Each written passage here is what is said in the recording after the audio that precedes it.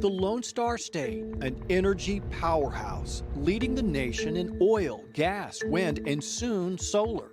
How then are we home to one of the most fragile, unpredictable power grids in the nation? How will we survive this summer? And how do we prevent what happened 2 years ago? Well, our historic winter weather outbreak continues here in Central Texas From happening again. For 2 weeks, reporting from across the state what's new now and what's next in the power of Texas. Well, here's what's next. The state of Texas is on the cutting edge of the emerging cryptocurrency industry. Last year, Fort Worth became the first city in the U.S. to officially mine BitCoin, a process that requires massive amounts of energy. Now, the state predicts that by 2030, Texas crypto mining operations could demand as much energy as the entire city of Houston. So that energy is used to power the thousands of computers that run all day, every day to mine for the digital currency. So how is the Texas grid keeping up with all that increased demand? Our Justin Honore explores. The construction that you see behind me is one of Texas's latest ventures in Bitcoin mining, a 265-acre facility just outside of Corsicana. Now, facilities this size use up a lot of energy, which makes the relationship between Bitcoin mining facilities and the Texas grid a complex one. Bitcoin. It's a form of digital currency powered by high-speed computers and the internet. Every single one of those connected to the internet, they are competing with one another to be the first to essentially solve a really complex math problem. To mine Bitcoin, thousands of computers run all day, every day, and it's one of the fastest growing industries in the state of Texas. Texas really emerged as a leader in the Bitcoin mining world for a couple different reasons. One is the ERCOT energy-only marketplace, which is a really efficient marketplace for power. And the second is our high penetration of renewables here. The phenomenon has taken form in big facilities across rural areas within the state. And some cities like Fort Worth are investing in cryptocurrency mining. If you take all of the Bitcoin that Fort Worth has mined in the last 15 months and subtract out the electricity costs that it takes to make the Bitcoin and mine the Bitcoin, we've netted about $2,000. Bitcoin mining can be an expensive process due to the energy usage alone.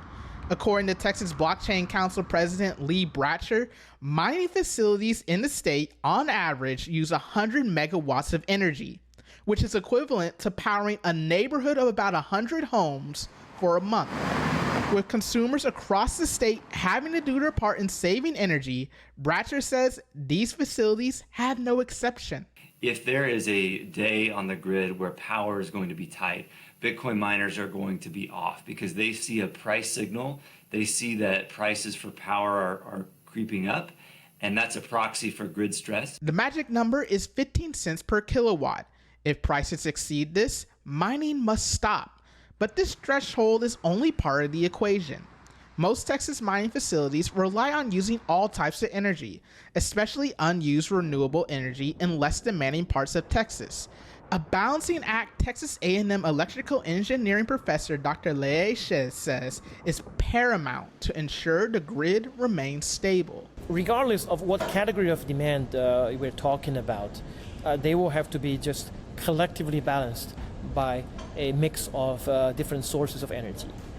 So in that sense, during the peak hours, I guess we need to take all tools at our disposals in our toolbox. It's an industry Texas has sought out, and supporters of it would say it strengthens the grid with its reliance on renewable energy. As this industry continues to grow and other demands arise too, ensuring energy needs across the state can be met is priority.